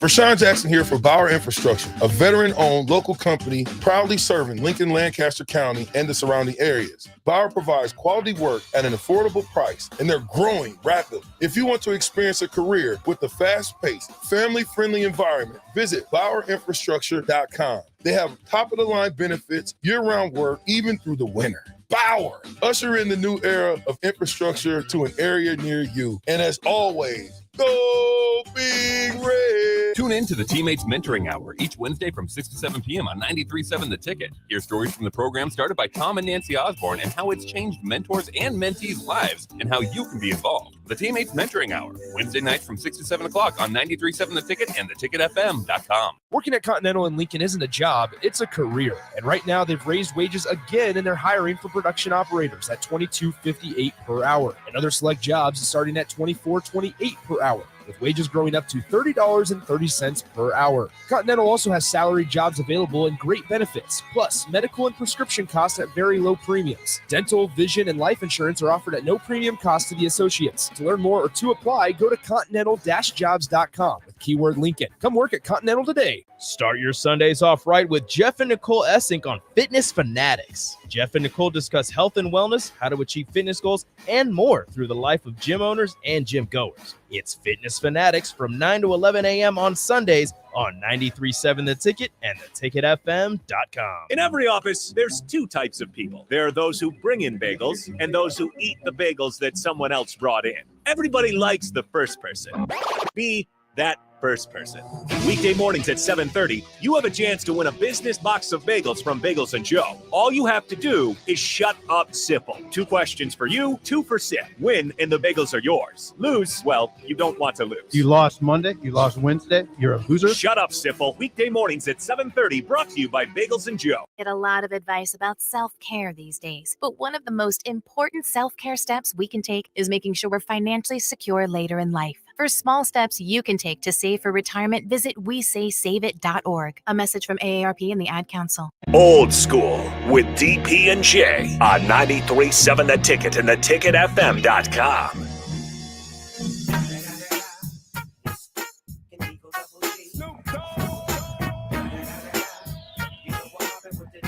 We are back, Old School, live at Tanner's 30th Yankee Hill. We have a special guest. Usually people think it's Jake, but it's actually we have a special guest. Jabba Chamberlain was just passing through. We got him in here, so we're going to talk to him a little bit about his Yankees, who clinched last night. It's starting to get to the fun time, I think, in baseball, where you start to separate the champions from the chumps. And so we want to welcome Jabba Chamberlain in to Old School. So how you been, Jabba? Just another day, and it's a fun day to be here and listening to you guys. it's fun to have you guys in here and hear your perspective, just as you're sitting here grabbing some food, and your guys' in-depth perspective is so different because you get one in Sean Callahan, then you get you and yourself and understanding the game, and it's the back and forth that people just that they understand, but then to see it from both sides and how we can agree to disagree on certain things. Sure, right. And that's okay. Right. And in the understanding of what it is when it comes to show up and doing all your stuff, it's like you can get two dynamics. And I think that's what makes it great, just because it's like when you see one side of it and they're like, oh, we know you, obviously we know him. But then you get two forms of intellectual conversation where it's like, hey, we can agree to disagree. Right. And there's so many times now where people like get in conversations and then they're argue, just done. and they're done. Yeah. It's like one shuts off and it's like, we're not going to have this. Right. And that's okay to have it, especially in sports. We all don't have the right answer, but we can sure. give our experience. You know what's really cool? I want to ask you, it just popped in my mind, because I always talk about the locker room. That's the thing that I miss, right? The locker room. Talk about what it's like to be in you guys call it the clubhouse, right? In the clubhouse for 162 games, how when you start from like spring training, then you kind of get to the lulls of the middle of the season, and then when you try to make that push to playoffs, just talk about the dynamics of it's like a kind of like a mini life, for pretty much a whole year. Everybody thinks that you just show up and play baseball, but it's a whole year of your life. Just talk about the dynamics of a clubhouse. I think it's exactly what you said, is like when everybody asks, like, what's the thing you miss the most? And it's not being gone for 9-10 months a year. It's the locker room. It's Right. the clubhouse. It's, hey, when you land into a city, hey, we're dropping luggage off and we're going to dinner. It's playing cards on the plane. It's getting to know our players and their kids. And like you said, it's like you spend more time with them than you do your own family. Right. Yeah. And it's like, if people don't understand the dynamics of a team, because all they see is, Wednesday night or whatever, and seeing you go out there. One thing I always want to ask people, what's it like coming out of the bullpen versus starting? Because I look at it like, when I first started playing, I was coming out of the bullpen. I kind of got in because somebody got hurt, so I was kind of out of the bullpen. Versus when you're out there for 16 bangers, they know who Jay Foreman is. So talk about the difference of starting and versus coming out of the bullpen.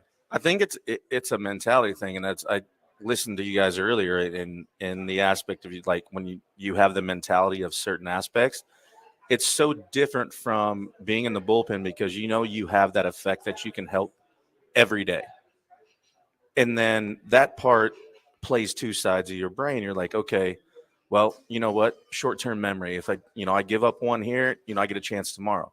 As a starter, it's like you have to grind for 4 days, and your easiest day is the day you pitch. Right. But then you have to sit on 4 days if you go lay an egg. Yeah. And so I think there's just two dynamics in what you guys were talking about. Do you build toughness, or do you build and exactly what you said, though, is like, it's in you. How do we get it out of you? Right. And I think there's people built for different things. Right. Yeah. And people succeed at different aspects. We have to put them in the right situation. Right. And, when you were coming up, who are some of the guys that had an influence on you to kind of, hey, this is how we do things. This is how, whether you emulated somebody, because one of the best things my agent ever told me was find somebody successful and try to do exactly what he does and just do it your own way. Just do it that way. So is there anybody that you either emulated or kind of took you, under their wing and say, okay, man, this is how it is when you get to the majors? I think there was two people. Roger Clemens was the first and foremost. He came back in 2007, my first year. And there was two things that he always said. He goes, first of all, get the umpire booklet every spring training so you know their name so you can get a strike. Because when you start arguing with them and you say, hey, but now if you call them by their first name, they feel like it's a relationship and you're not attacking them. Sure. And that in the same time in the game is like when you have a personal feel to it, they don't feel like you're attacking them so much. And that's with coaches, that's with players, that's with anything. And I think probably the most of just being the realist and understanding who you are and just believing in like, I am successful because is CC Sabathia. Right. Is hands down literally one of the best teammates, one of the best dudes, and he has literally done everything. And it's like he came over in 2009.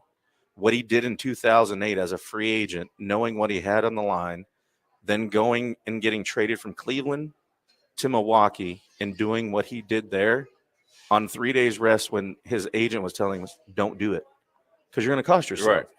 And then he comes over to us and we win a World Series in 2009, and just seeing the way that he played the game, but the way he was in the clubhouse and the way he was with his teammates and how he wanted everybody to be a family. That's the reason we won in 2009, because that locker room, that clubhouse feel, like people see us on TV. Right.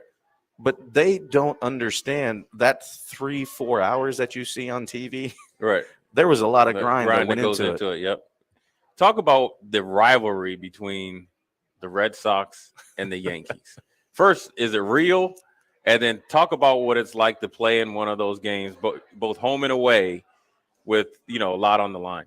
I mean, it's real. And Yeah. and what people like sometimes they get confused about is they always think we hate each other. At the end of the day, when I get between the lines, I don't like you. Right. But at the end of the day, I respect you. Yep. But we still hang out together. We all do the same thing. It's like it's that fraternity of what we do. And I know you understand this to the fullest, because it's like you're my boy right now, but for the next 4 hours, there's no I'm gonna go get you. Yeah. I'm gonna get you. But when it's done, right, here we go. And did you guys have because I know Tony Womack pretty well, and Junior Spivey, but did you guys have like a booklet on guys like, he don't like the inside pitch, you just got to tighten him up a little bit and then he's done? Because I know as a football player, you knew some guys, who you could kind of get after a little bit to make your job a little easier. Do you? I suppose the same way with baseball, right? I mean, I think it's the same. There's so much that you can do now, like especially like when you guys are scheming and doing all of your stuff. And no, it's like, well, he's bad to his weak side, right? And for us, it's like we can see every pitch. But for me, I was the exact opposite, because I never wanted paralysis by analysis. I never wanted that, because if I'm looking at a scouting report and I look at something and I'm like, oh, he's bad on the inner third on changeups.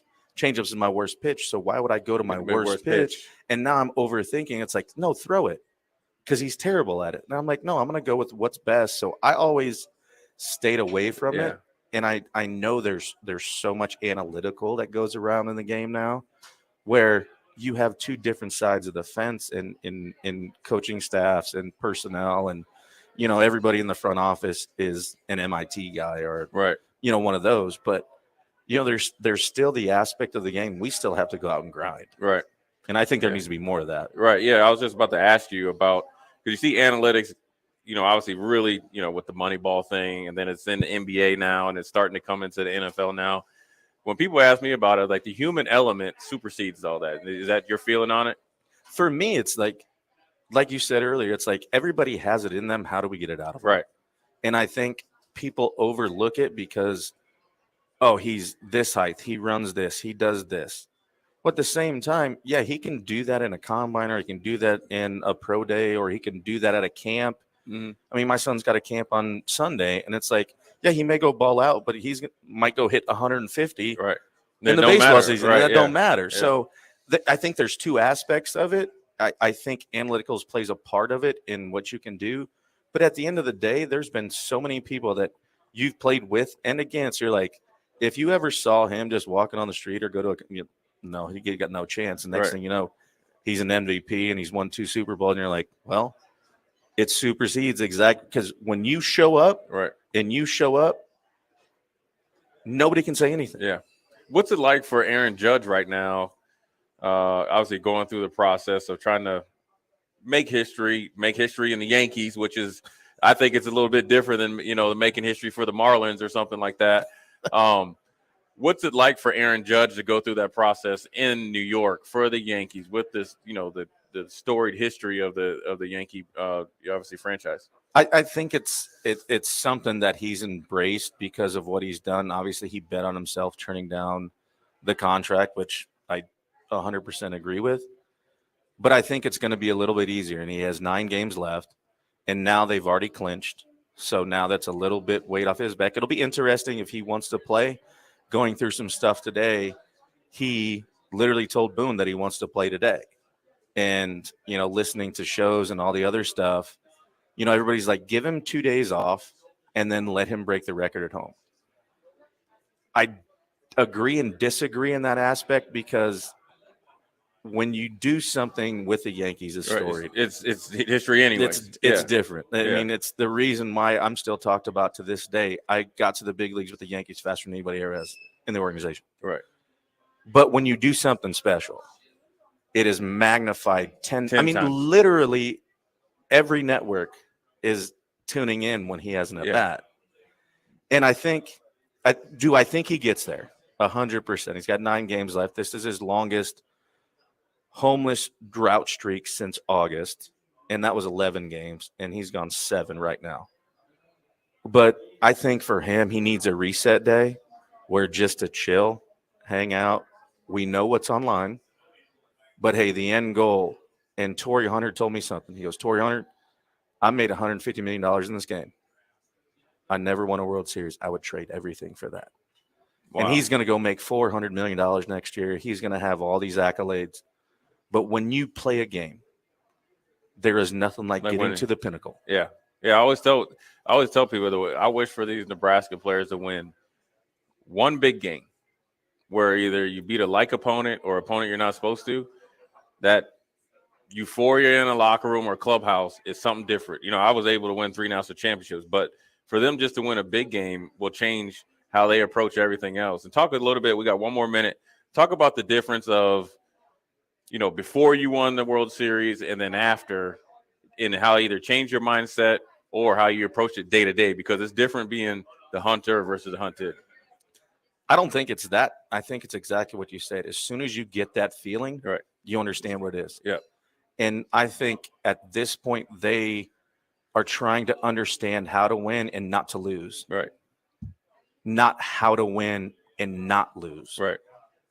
And once you get that win and once you feel like you are there, there's always that moment that we have in our careers or where it's like, you know what? I got here. Now I'm here. Right.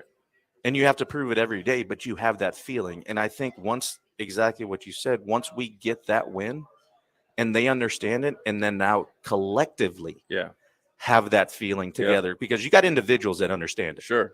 But collectively, when you have that changes the course of a whole season. That changes the course of everything. And now, instead of getting that feeling, oh, I feel like we're going to lose. And it's like, no, we know how to win. Right.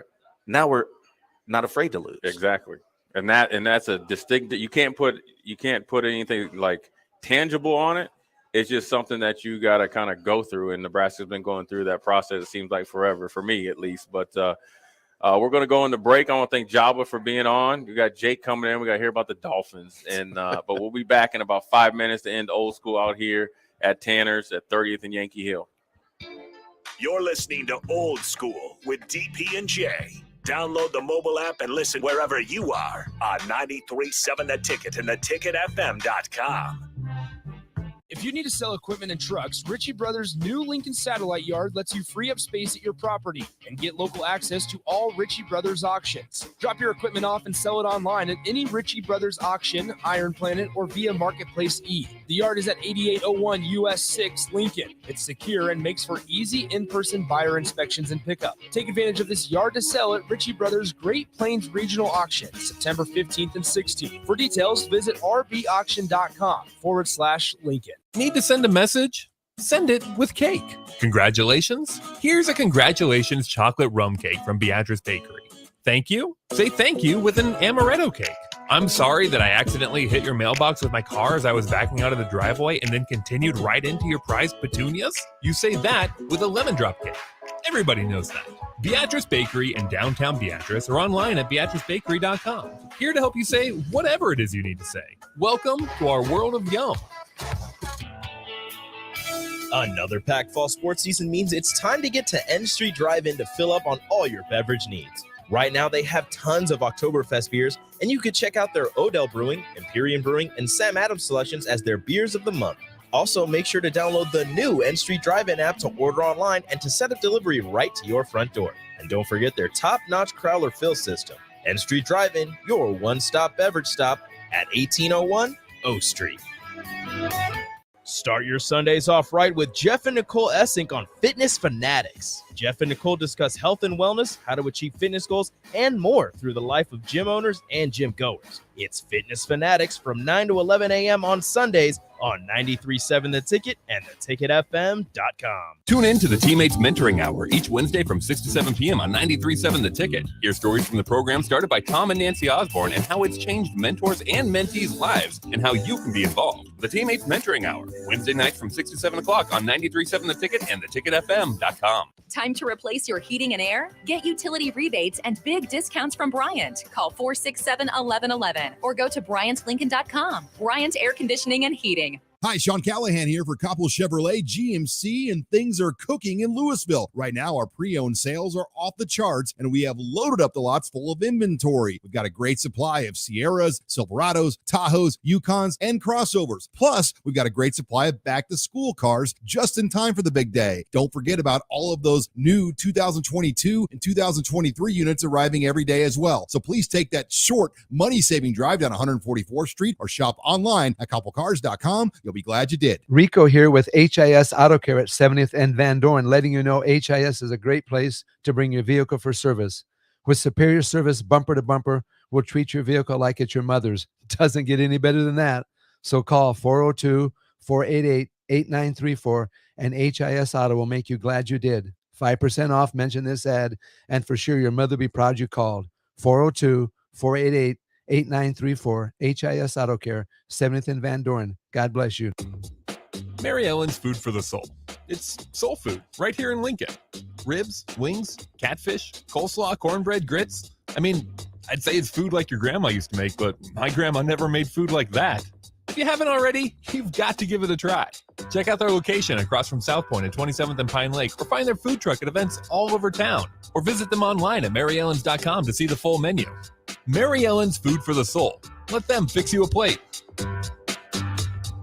93.7 The Ticket, Fox, KFXL weather. Sponsored by John Henry's Plumbing, Heating, and Air Conditioning. Sunny skies, but slightly cooler temps here for our Wednesday. We'll top out near 71. Southeast winds a little breezy at around 15. Mainly clear tonight, a low dropping down to around 46. We'll see a bit of a bounce back in temps tomorrow. South winds could gust over 20, but an afternoon high of 76. I'm meteorologist Tim Wright for 93.7 The Ticket and theticketfm.com. When you're high, you feel different. You think different, you talk different, you draw different, you listen to music different, but you probably knew that. Problem is, you also drive different, and not in a good way. That's why driving high is illegal everywhere. So if you're high, just don't drive. Make a plan to get a sober ride. Because if you feel different, you drive different. Brought to you by NHTSA and the Ad Council. Back to old school with DP and J on 93.7 The Ticket and theticketfm.com.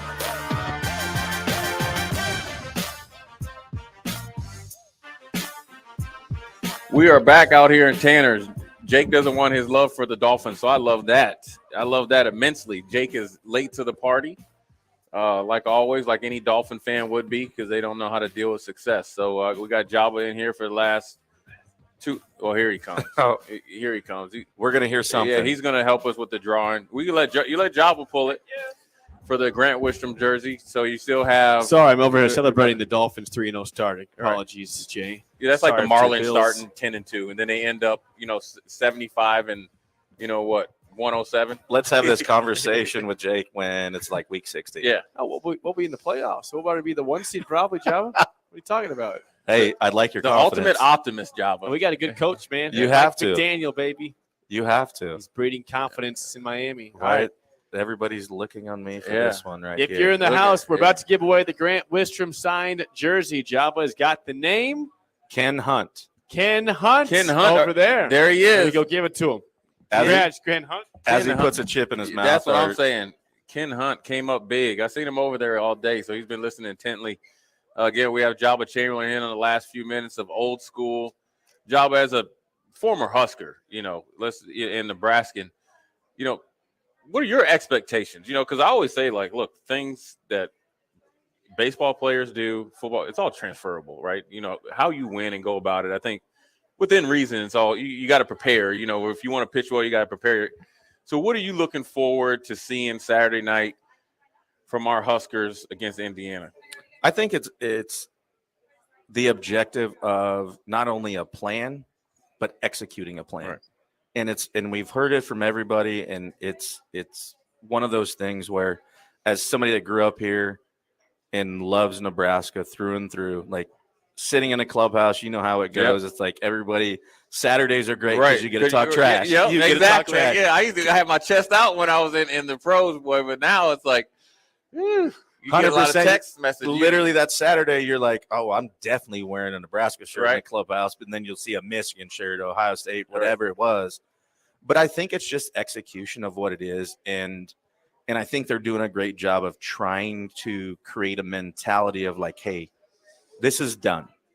What we are right now is who we are. Right. It's not what we were before. Sure. And so, and it has to be because now, like, we still have a season left. Right, a long season. And it's almost like a managerial change, right? 100%. And I don't know if you ever went through that in your. I did a few times at different levels. In your experience, how big of an impact can that have, in a season? I think for us in that aspect, it is a little bit easier for us to handle. Right. But I think at this level, when you have so many impressionable, people forget we're talking about kids. Yeah. And the understanding of what it is, but the trust and the love that they have for what it is and the buy-in value. Right. And understanding like we are putting you in the best position that we can because we're playing with the cards that we're dealt. Right. So we're in this together. And that's the only way it can be. Yeah, right. It's always my big thing is we have to. This isn't a team that has a Lawrence Taylor or a Grant Wistrom or Jason Peter. This is not saying that they can't be there, but right now, this team that we have right now, especially on defense, this has to be a we approach. We have to play well. We have to play good team defense. We have to be physical. We have to be tough. Then it'll take off individually. I think sometimes this year we put the cart before the horse or whatever and thought it was just going to be replicated from last year versus this is a whole new team, whole new defense, new faces. They kind of got to grow through it together. So, as far as that baseball, it might be like, hey, you win a World Series, 1 year. Hey, that doesn't mean anything because now you got to defend it. And so I think Nebraska, I think the mentality of Mickey, if you want to do a managerial change, I think it's somebody they feel like they can trust and that's going to be there for him. And he's not totally new versus it's somebody that they hired from outside. He's kind of just was assistant manager. I don't know what it would be, in your terms. So I think the transition, especially this game, could be a little bit easier. What do you think? And I think it will be because, like you said, it's not new. Yeah. It's like, hey, we're coming into something, but now, hey, we've had a week. We had a reset week, which I don't think this bye week couldn't have happened at a better time. And everybody's talked about this whole time. And I think it's a reset button and everybody understands it. Right. And like I said, what we see at Indiana, everybody's going to see the line. They're going to see whatever. But I think it's just the objective of execution and the understanding to believe we can win. And you get, like you said, you get a win. Granted, it's not Indiana. I mean, Indiana's not whatever, but now you go out and prove it. Yeah. And now you get that feeling. Right. And then let's just build. Exactly. Let's build. Right. Exactly. Those are wise words with Jabba. Appreciate you stepping in and filling in for DP. Glad you filled in for this last period, so I don't have to give Jake too many kudos. Definitely going to be back Wednesdays because when they take that L against the Bengals tomorrow night. So, again, the Jabba Chamberlain here. Is Tua even going to play? Yeah, his back hurt, right? But he was not concussed. It was strictly a back injury. Yeah, Jabba, how many guys are wobbling like that with a back injury? But I've never seen somebody like that. Yeah. Like my back. I have 2 blown discs in my back. Yeah. I'd never walked like that. Then he came back. And you guys are built differently. Yeah, he's built differently. All 5'11" of them, like 185 he's pounds. Tough, baby. Yeah, he's pretty tough. He's tough. that's a good end to old school. We're going to end this out here at Tanner, the 30th and Yankee Hill. So I thank everybody for listening in. We will be at the Mercado tomorrow with actually on the block with Strick and Bach will be before. So we'll be out there from 2 to 6, right, Jake? We'll see. I think it's just 4 to 6. Just You guys. four- I oh, might have four made to- a typo. It's okay, just you typo. guys. Yeah, it's it's my 4 to bad. 6. Blame me. Old school. Just yeah, you, of course. He's you a and Dolphin. DP. He couldn't think straight because he got a game tomorrow. But Yeah, again, I can't focus, Jabba. It happens. 4-0 in the distance there. Thanks for watching us on the stream, text line. We'll see you guys tomorrow.